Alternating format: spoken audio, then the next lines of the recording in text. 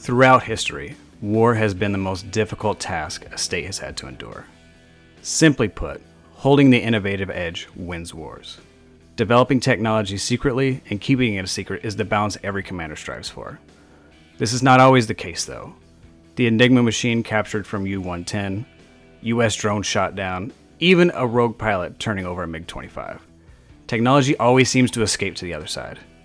The question is, what do you do with it besides reverse engineering? The Nazis came up with the first effective solutions. A special operations unit of the Luftwaffe called the Zirkus Rosarius. The purpose of the Rosarius Circus was to fly around to different airfields and allow the local fighter pilots to fly against the stolen planes in war games. This allowed experience and tactics to be developed against enemy aircraft that was unmatched by any research, training, or simulation. The US took this to a whole new height, and they gave it the most boring name ever, Dissimilar Air Combat Training. A dedicated school was developed and launched called the US Naval Fighter Weapons School, also known as Top Gun. The US Navy took Russian aircraft information they had gained control of and allowed pilots to test their skills and develop some new tactics.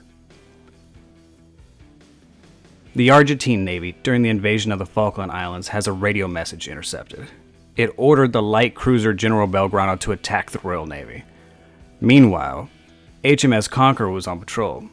After stalking Belgrano to attack position, the SSN shot 3 unguided Mark 8 torpedoes at the ship, with 2 striking the side. Belgrano was sunk. HMS Conqueror is still the only nuclear-powered submarine to shoot a torpedo in aggression. The Soviet Union collapses.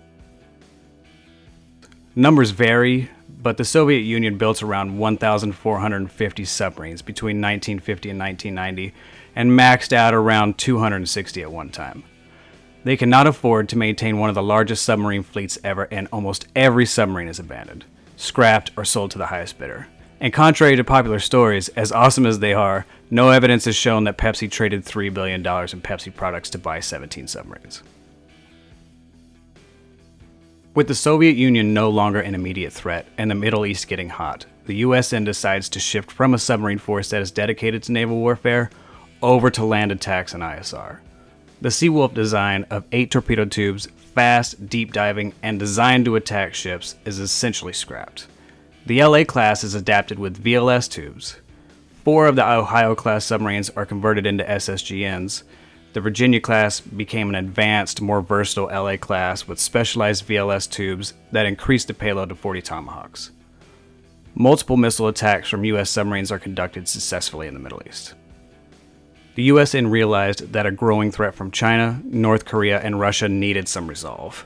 The Navy decided to start a program called the 60-40 split. The point of the program was to shift 60% of the naval assets to the Pacific by 2020. These adversaries had very powerful navies being born or making a comeback. The need to attack land targets from submarines was not a priority anymore. The surface fleet can shoot missiles all day. The submarine force needed to be tuned for what it was designed to do. Before designing new dedicated boats, the USN chose to invest on detailed training for submariners. In 2019, the Aggressor Squadron is developed, focused and foremost on our strategic competitors in the maritime undersea domain. Because there is little to no historical evidence to draw on for nuclear submarine attacks, the world's navies must wargame to come up with questions and answers. On top of all of that, technology changes very quickly. The answers need to be constant as the tech evolves.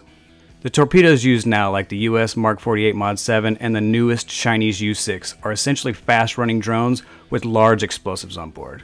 The Russian MOD claims to have a nuclear-powered thermonuclear torpedo that can be submarine-launched from their new Boré-class submarines. Top that all off with a brand new UUV threat dedicated to scouting the underwater battlefield that is updated on a regular basis, and you have a real dynamic threat. Trying to develop tactics against an ever-changing weapon means you need a force up to date with the latest weapon intelligence. The Submarine Aggressor Squadron, also known as Aggressor, is the US Navy's first. There's still little known about what's going on with them, but I believe the squadron is something the submarine force has needed for a long time. A team that is dedicated to making intelligent submariners and not trying to make their lives worse with more inspections. At the making of this video, I believe Aggressor is a training team that works with the local simulator and trainers to use accurate data, ultimately giving the crews a realistic feel for the enemy. The crew in training isn't just competing against random gaming sprites from 20 years ago. The Office of Naval Research works with the Warfighting Center, so I tend to think they are giving very accurate data to the fire control and sonar teams. ONR is also watching the crews and how they react to those simulations. This gives them a way to prepare tactics in ways never seen before. Data from multiple crews, multiple platforms, even including unqualified watchstanders in training, give them a fresh look at how to engage. An unclassified PowerPoint was released by the Development Center that details a lot of the operation and what they plan on doing in the future. The Manta UUV featuring integrated torpedo tubes, the full-spectrum UUV battlefield, the Columbia class. It even hints at the AI program project Harbinger. It's obvious the USN is doubling down on underwater warfare. The Navy wants intelligent submariners that have an understanding of the battlefield and aren't just robots following procedures. The new Squadron has a lot of potential. They can become more than just a team making simulators accurate. Submarines use a computer system that controls all the incoming data. These systems can be used to simulate a possible threat.